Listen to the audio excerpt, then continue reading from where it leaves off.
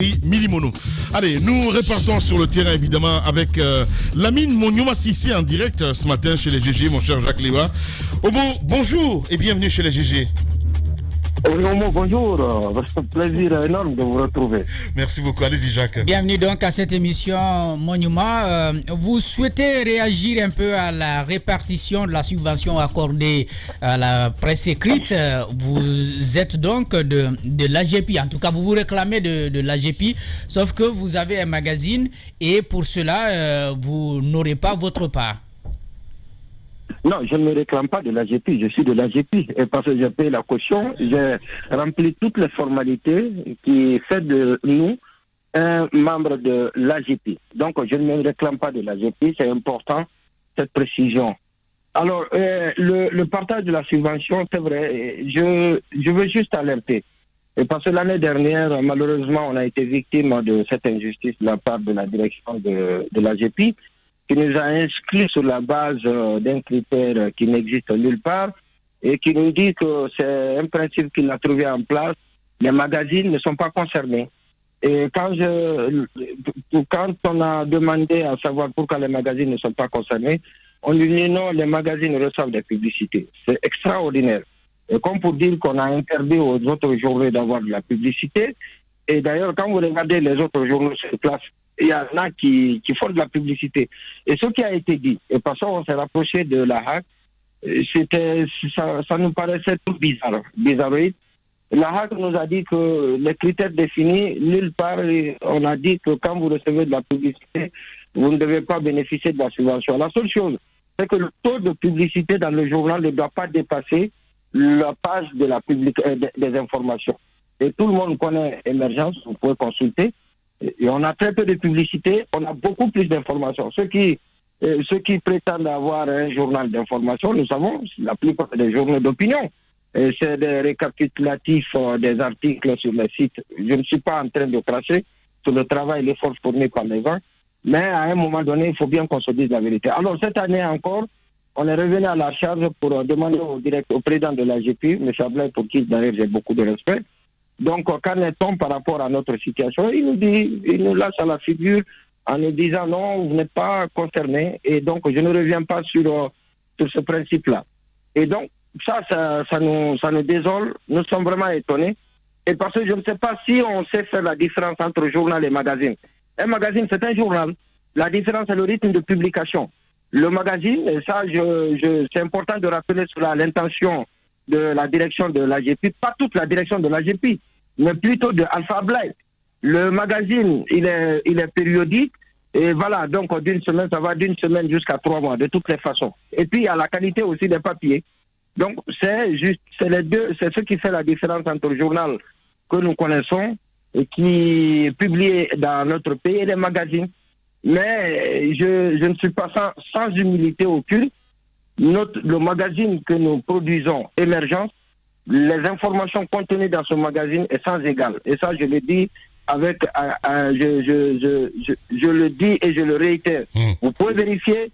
Les professionnels peuvent vérifier. Non, mais vous n'avez pas, Lamine, vous n'avez vraiment pas à vous justifier. Moi, je suis abonné à votre magazine et je confirme que l'information que vous donnez d'abord, c'est un magazine d'information dont je ne comprends pas la discrimination parce qu'il s'agit d'une discrimination qui est faite, ou la différenciation qui est faite entre les journaux et les magazines. Vous avez un magazine d'information auquel moi je suis abonné et auquel je vais puiser certaines des informations. Cela étant, la question, quel peut être le juge arbitre dans cette condition-là pour que ces gens-là reviennent quand même à une forme de modernité de pensée? Oui, le juge, c'est la HAC. Jusqu'à présent, on est encore assuré par ce que nous dit la HAC, parce que j'ai personnellement appelé le président Yassine, j'ai appelé, qui m'a passé Amadou Touré, et qui m'ont dit que si on a déposé des spécimens, des exemplaires à la HAC, ils seront tranchés. Et parce que la dernière décision, c'est la HAC qui fait le chèque, c'est l'AGEPI qui fait la proposition. Et donc, je suis certain, je reste convaincu que la HAC, au moment venu, prendra la bonne décision. Mais ce qui me désole encore une fois, c'est le comportement, le mépris mêlé d'un peu d'ignorance, excusez-moi, de la part du directeur de l'AGP, pour qui j'ai beaucoup de respect, qui est un professionnel, qui est un aîné, qui sait de quoi il parle, malheureusement, mais qui...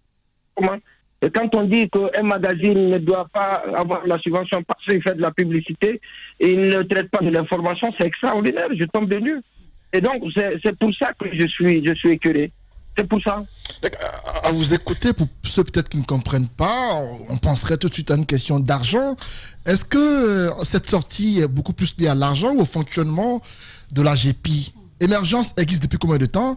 Et selon vous, pourquoi tout ce temps-là, on ne vous a pas pris en compte dans l'octroi de la subvention? Alors, la première année de la subvention, quand nous, on est sorti en 2020, avril 2020. Avril 2020, on s'est dit, bon, on a déjà consommé plus quelques mois dans l'année et on n'a pas droit à la subvention. On s'est auto-exclu. Mais cependant, cela ne nous a pas empêché d'adhérer à l'AGP, de payer les cautions et de respecter toutes les procédures d'adhésion à l'AGP. La deuxième année, on a réclamé notre droit. C'était de nous compter dans le partage de la subvention. Malheureusement, ça n'a pas été fait. Et on a saisi, la HAC nous a dit qu'elle a été saisie au mauvais moment, et parce que les subventions étaient déjà partagées. Et cette année encore, c'est pourquoi on se lève très tôt, et quand on a appris que la subvention est disponible, on a encore fait le même exercice, appelé le président de l'AGP qui nous a dit qu'il est hors de question. Et donc, comme si c'est une propriété privée, c'est extraordinaire. Donc, il nous dit qu'il ne nous donne pas. Tenez-vous bien, quels sont les journaux qui produisent, quels sont les journaux qui sont en Guinée. Si nous devons faire, il est important de le rappeler. Quels sont les journaux qui sont réguliers dans notre pays? Quels sont les journaux qui... Il y en a qui créent les journaux juste pour la subvention. C'est pas nous, notre cas, on existe il y a plus de 3 ans. Nous avons un personnel qui est connu, on a un bureau qui est connu, qui est à la minière, beaucoup d'entre vous connaissent où se trouve le bureau. Mais le rythme de publication dépend de l'imprimerie, de l'agence de l'imprimerie. Et parce qu'il n'y a pas d'imprimerie qui produit la qualité convenable. Et donc on a essayé 2 fois, malheureusement ça n'a pas marché ici. On envoie à Dakar, c'est à Dakar où on fait où on fait l'impression. Mais à Dakar c'est au minimum 20 jours.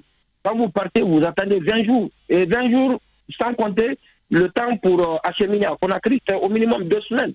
Et donc c'est ce qui fait que du mensuel, quand c'était fixé au début de la publication, de la production du magazine, on arrivait au bimensuel. Et parfois, ça va jusqu'à 3 mois. Donc, c'est lié pas aux conditions de recoupement d'informations, de tout ça. Oui. Combien finalement on a donné à l'AGP? Puisque vous êtes en train de vous demander, il y a combien de journaux qui sortent. Sur les 3 milliards, l'AGP gagne combien? Et puis, qu'est-ce qu'il vous reste à faire finalement? Non, cette année, on n'a pas encore été informé de la clé de répartition qui a été faite par les organisations de presse. Mais ce qu'on 3 milliards, comme vous l'avez dit tout à l'heure, nous savons que cela a été attribué à la presse. Et donc, c'est à l'interne. Parce qu'ils ont déjà commencé à décanter en leur sein, donc les journaux qui sont réguliers et qui ne le sont pas, des journaux qui doivent faire partie du partage de la subvention et ceux qui doivent être exclus selon à leur guise. Et donc, on ne sait pas, cela n'a pas été fait, mais c'est important de le faire plus tôt pour attirer l'attention de ceux qui doivent décider, ceux qui doivent prendre cette décision, pour ne pas accompagner la mauvaise décision. Parce que c'est injuste. Ce n'est pas à cause de l'argent. C'est 30 millions, au maximum 40 millions. Ce que nous dépensons pour une production, pour une partie c'est les principes, de journaux, c'est plus de 40 millions pour un seul. Mais c'est qu'il faudrait que c'est une façon, on se dit que c'est la meilleure façon de reconnaître le travail que nous faisons, le travail d'information, c'est ce que nous faisons. Mais quand on nous dénie ce droit-là, il est important que nous montons au créneau pour dénoncer cette attitude de dédain mêlée d'un peu d'ignorance. Bien. Merci beaucoup en tout cas, mon cher Lamine Monyouma Cissé. Il était en direct ce matin chez les Grandes Gueules sur Radio Espace Guinée. Les Grandes Gueules continuent pour votre plaisir. Radio Espace Guinée. Le son des îles paradisiaques. À Roum, Los, sur 99.7. Radio Espace. La radio au cœur des îles. Conseil des Grandes Gueules pour votre plaisir, évidemment avec vous, mon cher Ahmed. On parle des pèlerins ce matin. Du 2022, des magouilles dans les communes. Mais écoutez, oui, effectivement, mais avant, je dirais à Monyuma de ne pas du tout abandonner. C'est une insulte à leur endroit parce que c'est quand même un magazine respectable. Ouais. Aujourd'hui, en Guinée, on n'a presque pas des représentants de la sorte. Eux, ils nous représentent. On n'a presque pas de magazine dans ce pays. Et ailleurs. Maintenant, quand on dit qu'on ne donne pas, comme il a dit, ce n'est pas une question d'argent, mais c'est une question de principe. Alors, il faut que ça se respecte. La HAC prend, le gouvernement donne à la HAC prend pour vous donner. C'est à vous de dire, lui il reçoit, lui ne reçoit pas. Vous êtes qui? Vous, des journaux même qui n'existent même pas sur le terrain. Connaissant la modernité de Yacine, du président de la HAC, je pense qu'il va prendre ses responsabilités. Il va prendre ses responsabilités. Et on en trouverait une solution. Alors, parlant du Hadj, cette année, on nous parle de 60 millions. Nous avons essayé de marquer certains points pour savoir exactement comment on a pu arriver à 60 millions parce que là, il y a quand même un problème. Prenons le billet d'avion. Le billet d'avion, on nous dit ça coûte $2060. $2060, bon sang de Dieu. Et même les pays qui sont loin que l'Arabie Saoudite où souvent des commerçants peuvent se rendre, le billet ne coûte même pas à ce prix. Alors que ce sont quand même des avions qui ont été affrétés et il faut signaler quand même que il y avait deux soumissionnaires selon nos informations. Il y avait Emirates et il y avait la compagnie éthiopienne. Et Emirates avait donc décidé d'amener des gros porteurs qui pourraient transporter entre 250, 300 et même 400 passagers. Et vous avez Emirates éthiopienne qui amène des avions qui transportent 150 et maximum 200. Donc prenons des gros porteurs qui peuvent transporter beaucoup et qui peuvent diminuer aussi le coût au niveau donc des passagers. Mais ce n'est pas ce qui a été fait. Donc je pense que la Ligue islamique a des explications à donner. Jacques a déjà tenté d'entrer en contact avec eux, il faut le signaler. Oui. Mais pour l'instant, ils n'ont pas donné un avis favorable et pourtant, il faut qu'ils s'expliquent parce qu'on ne peut pas jeter à la figure des gens comme ça ce genre de situation. Prenons par exemple le vaccin. Pour la Covid, c'est gratuit, tout le monde le sait. Normalement. Mais pourquoi on met devant $48? Wow. Pourquoi on met devant $48? Il faut qu'ils nous donnent des explications aussi. Et au niveau des visas, on nous dit que le gouvernement a pris les 50%. Mais bon sang de Dieu. Alors que dans le document, il est mentionné que ça coûte entre 109 et $110. Si le gouvernement a pris 50%, pourquoi on se retrouverait avec ces chiffres? Dans ce cas, le visa il coûte combien pour aller en Arabie Saoudite?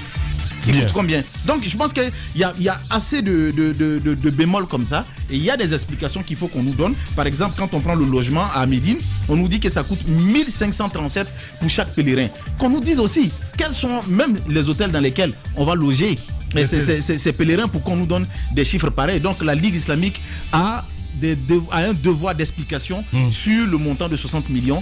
Le peuple veut savoir. Voilà, complément d'info. Un devoir d'explication sur le montant, mais un devoir d'explication également sur le quota attribué à chaque commune, à chaque préfecture pour partir.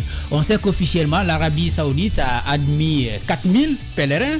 Il se trouve que les citoyens se déplacent pour venir. Je prends seulement l'exemple de la commune de Matoto. Et quand ils arrivent, on leur dit, pour toute la commune de Matoto, qui est quand même la plus grande du pays, que c'est 80 personnes. Ça ne se comprend pas et il y a beaucoup qui ont quand même pu trouver ces 60 millions difficiles à trouver, mais qui ont du mal à trouver, n'est-ce pas, de la place à s'inscrire, n'est-ce pas, au niveau des municipalités. Je crois qu'il doit y avoir la communication derrière. D'abord qu'on puisse savoir quel est le quota attribué à chaque commune, dans les 4000. Mais pourquoi on ne veut pas vous parler, mon cher Jacques, du côté de la Ligue islamique? La Ligue islamique, on tente, mais on ne trouve pas jusque-là de répondants. Bon. Depuis qu'ils ont fait leur conférence la appel cash, on va essayer d'appeler mon cher ami le ministre. Caramo, voilà, on va l'appeler. Allez-y, mon cher Diba, on parle justice maintenant. Kassori, Oye Gane reste en prison. Oui, hier, l'information est tombée. Vous savez, quand la chambre d'instruction les a réussi et ils ont été inculpés, réunis et surtout à l'issue de la décision de la chambre d'instruction qui avait demandé à ce qu'ils soient placés sous contrôle judiciaire, il a décidé de les libérer, ce qui était assorti à un cautionnement. Donc le cautionnement pour Kassori c'était 20 milliards de francs guinéens et on lui demandait également de se présenter chaque mercredi pour émarger sur la liste de contrôle judiciaire, s'il a des documents de voyage valides, de les déposer. Et surtout, pour toute sortie de la zone de Conakry, il fallait avoir l'aval de la justice. Sauf que le procureur, le même jour, il a décidé d'interjecter appel contre l'ordonnance de la chambre, du juge de la chambre d'instruction. Donc en les maintenant, puisque l'appel était suspensif, avait un effet suspensif, on les maintient en prison. Donc il fallait attendre que la chambre de contrôle qui l'a saisi statue sur l'appel pour savoir est-ce qu'on va les maintenir en prison ou tout simplement les libérer, les passer sous contrôle judiciaire, comme on l'a fait pour Zakaria Koulibaly. Maintenant, ce qui est en train de se passer aujourd'hui, c'est qu'on a comme l'impression, on est en train de s'éloigner cette fois-ci des arguments juridiques, parce que ça devient tout de suite une affaire personnelle entre le procureur de l'acharnement. Parce que dans le code de procédure pénale, il a dit que les personnes qui sont poursuivies dans des conditions semblables et poursuivies pour les mêmes infractions doivent être jugées selon les mêmes règles. Zakaria Koulibaly a été poursuivi pour les mêmes faits que les mêmes qualifications juridiques que les Kassori Fofana, détournement de deniers publics, blanchiment de capitaux, corruption et tout. Donc, il a bénéficié de la part du juge d'instruction, de la chambre d'instruction, une liberté sous contrôle judiciaire, pourquoi pas pour les autres. Et sous la fixation de la caution pour Zakaria Koulibaly, on a donné 3 milliards, alors qu'au Kassori, on demande 20 milliards de francs guinéens. Donc aujourd'hui, on se pose assez de questions sur l'intention du procureur, parce qu'à un moment donné, on commence à dire ça devient une question purement politique. Voilà, allez, appel cash. Nous partons à la Ligue islamique, mon cher Jacques Liwa, évidemment. Ça se passe comme ça aussi, hein. On appelle les dirigeants en direct. Allez-y, c'est Diassi qui est là, bonjour. Bonjour monsieur. Oui. Alors, première question, c'est sur, bien sûr, les 60 millions de francs guinéens que chaque pèlerin, chaque candidat au pèlerinage devra payer pour aller à la Mecque cette année. Comment on est arrivé à une augmentation de près de 50%, puisque nous étions, je crois, autour de 40 millions. C'était 40, donc 40 millions. Pas 50% alors. Des prêts. Allez-y. Allô? Oui, allez-y. Voilà, moi-même, je me suis posé assez de questions, mais quand j'ai pu avoir M. Diawara de la Ligue, on m'a fourni des informations sur l'augmentation de l'hôtel, sur l'augmentation de la restauration, le transport terrestre en Arabie Saoudite, l'avionnaire. J'ai compris que le prix, là, cette année, ça fait une grande différence aux autres années passées, mais c'est moi, mon temps, j'ai demandé 35 millions. Mais maintenant, là, les 60 millions aussi, c'est dit à la conjoncture internationale. Parce qu'il faut voir aussi que entre Conakry et Kindia, c'était 25 000, actuellement c'est 50 000. Et ça va continuer, la hausse va continuer à tout moment. Donc, c'est l'ensemble des raisons en Arabie Saoudite qui ont poussé aux autorités saoudiennes aussi à augmenter les différents prix en Arabie Saoudite. Voilà. Donc c'est justifié hein, quelque part, hein, si on comprend très bien ce matin. Bien si. Voilà, Ahmed parlait tout à l'heure de $40 hein, pour se faire vacciner, hein, parce que normalement le vaccin... $48 et même les bagages à main, dans le document il est mentionné aussi que il faut payer je crois $20 pour les bagages à main. Alors que dans toutes les compagnies pratiquement au monde, à moins que ce soit un vol low cost, où vous allez payer tout ce que vous avez à main, mais ce que vous avez droit, je crois, 12, on va continuer cette enquête, mon cher Amel, parce que Diassi est parti. Hein, voilà. Tu disais ce matin du côté de Donka. Oui, au centre nutritionnel, c'est un cadre de l'administration qui m'a appelé. Il ne voulait pas qu'on dise son nom. Il a perdu son bébé parce que, voilà, sa femme, après accouchement, la couveuse qui était là, le courant est parti et il y a eu des bébés qui sont morts. Et pas que son enfant, d'autres bébés en sont morts. Et il a fallu un Chinois pour prêter son groupe électrogène à ce centre-là afin qu'on puisse maintenir en vie d'autres enfants. Et c'est une alerte qu'il a donnée.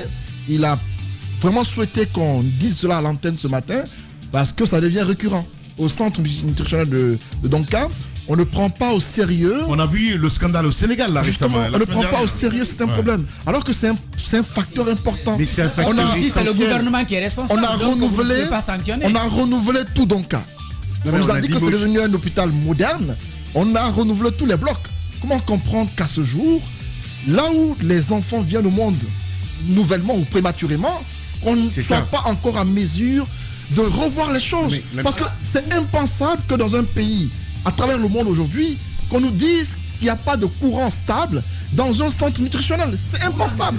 Parce que là, c'est la moindre des choses. Et ce qui se passe là, ce n'est pas le seul cas. Aujourd'hui, on dénonce cela, mais sous l'ère Alpha, il y a eu la même chose. Il faudrait que le ministre de la Santé prenne ses responsabilités afin que le centre nutritionnel soit doté de groupes électrogènes ou de courants à n'en point fini. Parce que là, le monsieur, il était très peiné lorsqu'il m'a appelé. Il a perdu son enfant. Je le comprends. Par la faute de l'État. Absolument. Et je le comprends. Moi, j'ai un fils qui est né à 6 mois et demi. Je sais ce que c'est que les prématurés. La fragilité respiratoire qui est la leur, la nécessité d'assistance d'une couveuse. Je comprends très très bien la douleur de ce père qui, par l'inertie de l'État, c'est vraiment... Parce que là, c'est de la faute de l'État à ne pas donner les moyens nécessaires à un hôpital pour que nos enfants survivent, mais c'est inimaginable sa douleur, et je la comprends parfaitement bien. C'est scandaleux. C'est-à-dire que... Non mais attends, je finis. Ailleurs, et tu as donné l'exemple du Sénégal, lorsqu'il y a faute de ce genre, on a démis le ministre. Ouais. On a démis le ministre de la Santé sénégalais récemment pour ce genre de choses. Il est temps vraiment que Doumbouya mette en responsabilité ses ministres. Parce que ça, au 21e siècle, c'est inacceptable. Bien. Mafoudia Bangoura? Mais oui, en fait, c'est bien dommage de savoir que c'est des choses auxquelles nous sommes habitués. C'est une réalité. C'est encore une question de... On s'habitue à la mort. C'est insupportable. C'est insupportable, et c'est encore plus insupportable de savoir qu'on ne fait rien pour. Parce que à force de dénoncer, on devrait aujourd'hui avoir un mécanisme, un groupe électrogène qui est là, qui est alimenté régulièrement. Tout le temps, on nous brandit des problèmes de moyens, mais quand même, il y a des rentrées d'argent. Ça devrait nous permettre de mettre en place certaines choses, mais c'est l'inertie. C'est le manque de respect vis-à-vis du peuple. C'est comme si on n'avait pas d'égard pour ce peuple. On parle des enfants aujourd'hui. Allez voir la situation des mères qui attendent ces enfants. Il n'y a même pas d'espace aménagé. Les gens dorment dehors, à même le sol. Comment se comprendre cela? Pendant ce temps, on a des immeubles, on a tout. C'est le b.a.-ba, c'est l'humain. Mais on n'est pas dans ça, vous voulez quoi? Pour preuve, on en parle à peine. Voilà pourquoi il faut accélérer ce contrat avec, à mon avis, ces Canadiens et qui sont aussi avec des Guinéens. Évidemment. Non, il faut l'accélérer dans le système. Il faut l'accélérer pour que la mise en place soit effective. Pour qu'on n'enregistre plus ce genre de situation. Sinon, on va toujours continuer. Il faut accélérer la compétence des médecins venus de l'étranger. Parce qu'il y a une différence entre des médecins et des gestionnaires. On n'est pas forcément... Il y a un problème de gouvernance. Non, il y a un problème à tous les étages. Il y a un problème à tous les étages. Pas un problème de médecins que nous avons. Il y a, écoute-moi. Nous avons les meilleurs médecins dans la sous-région. Mais c'est une question de gouvernance. C'est une question de gouvernance. Arrête de te taper la poitrine. Nous avons de très bons médecins. La preuve. Les femmes accouchent à même le sol. Nos enfants meurent. Non, attendez, il faut arrêter. À un moment donné, vous savez, l'orgueil, il faut arrêter. Ces gens-là n'ont rien. Je vous dis. Il n'y a pas d'investissement. Mais alors, écoutez-moi, je vous dis une chose. C'est pas les médecins, ils n'ont rien. Attends, tu sais, au bout d'un moment... Voilà, et c'est comme ça que vous aimez les grandes gueules. On se quitte là-dessus. Merci à vous tous. Grand merci à Amadou Sow qui a réalisé cette émission, mesdames et messieurs, à 15h. Vous les retrouvez d'ailleurs sur cette antenne avec les informés. Kernoma Duba vous attend là, évidemment, avec toute son équipe. Et ce matin, et cet après-midi, évidemment, mise en place des forces vives de la nation prévues donc jeudi. Et comme invité, c'est Abdoul Sako qui vient à voir ici en studio. Grand merci à la régie, évidemment, sur Radio Espace. Les programmes continuent, c'est évidemment le doyen Papa Yans que vous allez retrouver juste derrière nous à midi. Et sur Espace TV, Miss Eben vous attend avec le 19h45 si vous regardez cette émission la nuit. Prenez soin de vous. À demain.